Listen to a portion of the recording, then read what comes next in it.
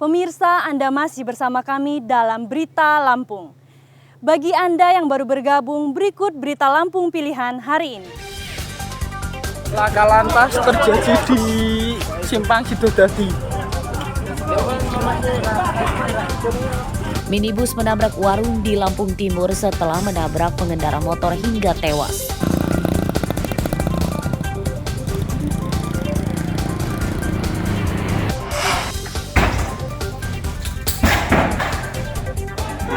Motor beat. Buronan pencuri motor ditangkap saat kencan dan pesta narkoba di sebuah kamar kos di Lampung Selatan. Andi Anissa.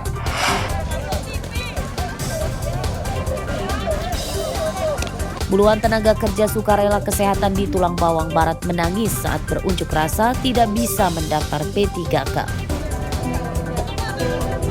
Kerja kita ini sepenuh hati, tapi status kita misterius.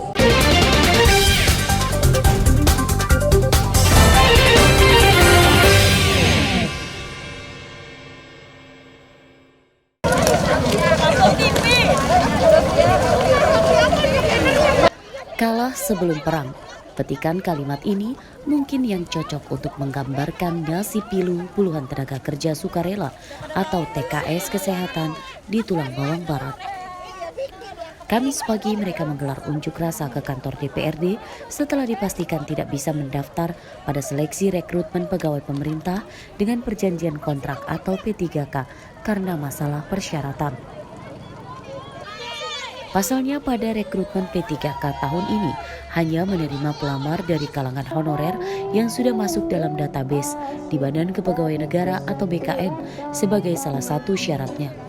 Sedangkan para tenaga kerja sukarela tidak masuk dalam database tersebut. Tapi status kita misterius bagai hantu.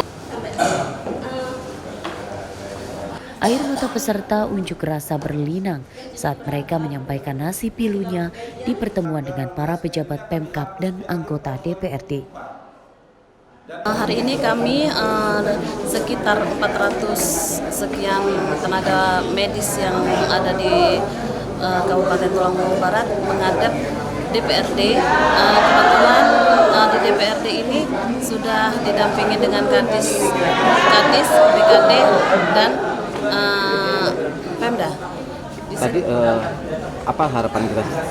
Harapannya untuk memberikan penjelasan kepada kami, data kami masuk ke BKD atau BKN. Pada pertemuan dengan massa, pejabat Pemkab Tulang Bawang Barat berjanji akan memperjuangkan nasib mereka supaya bisa mendapat gaji lebih layak dari APBD. Tadi sudah disampaikan juga oleh BKD bahwa teman-teman yang tidak masuk nanti secara otomatis mereka akan masuk terdaftar di database KN. Kemudian yang kedua bahwa tadi kita nunggu juga, Mas, kita nunggu regulasi dari pemerintah pusat. Teman-teman ini nanti akan diangkat sebagai apa? Kalau tadi informasi sekilas bahwa teman-teman yang tidak terangkat atau tidak diterima di seleksi tahap pertama dan kedua ini akan dijadikan tenaga non-ASN paruh waktu. Semua yang mendaftar di seleksi ini harus mengikuti karena itu akan masuk di data BKN. Nah, data BKN nanti akan menjadi rujukan gitu loh, rujukan tahun ke depannya. Mudah-mudahan ada peraturan atau regulasi yang bisa mengakomodir ini pegawai yang tidak diterima di seleksi ini. Para tenaga kerja sukarela yang berunjuk rasa ini menyatakan telah bekerja lebih dari 5 tahun dan ada juga yang lebih dari 10 tahun. Selama ini mereka digaji dari dana operasional belanja puskesmas atau rumah sakit tempatnya bekerja dan bukan dari dana alokasi khusus APBN atau APBD. Gaji yang mereka terima rata-rata di bawah 1 juta rupiah per bulan. Mustaqim melaporkan dari Tulang Bawang Barat. Tabung negeri 1000 TKN.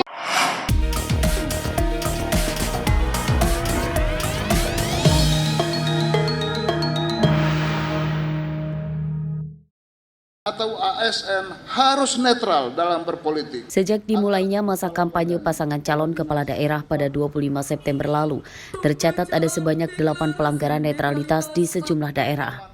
Pelanggaran tersebut hampir seluruhnya ada unsur pidana yang berkaitan dengan ASN, kepala desa, pejabat, anggota Polri hingga politik uang. Data dari Bawaslu Lampung, rincian pelanggaran netralitas terjadi di Kota Metro 1 kasus, Lampung Tengah 2 kasus, Lampung Selatan 2 kasus, Pesawaran 1 kasus, dan Pesisir Barat 2 kasus.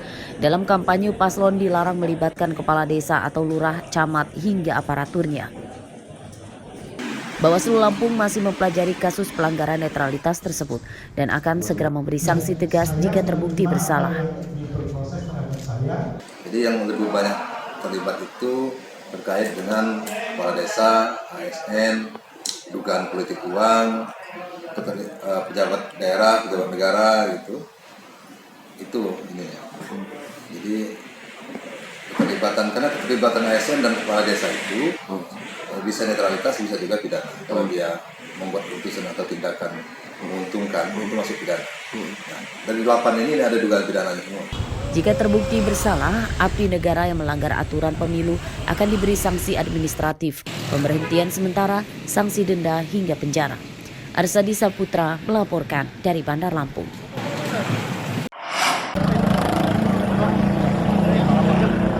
Upaya menciptakan pilkada yang aman dan kondusif terus ditingkatkan oleh Polri, salah satunya dengan menemui para tokoh masyarakat dan pemangku kepentingan daerah. Di antaranya dilakukan para perwira Polres Pringsewu pada Kamis pagi.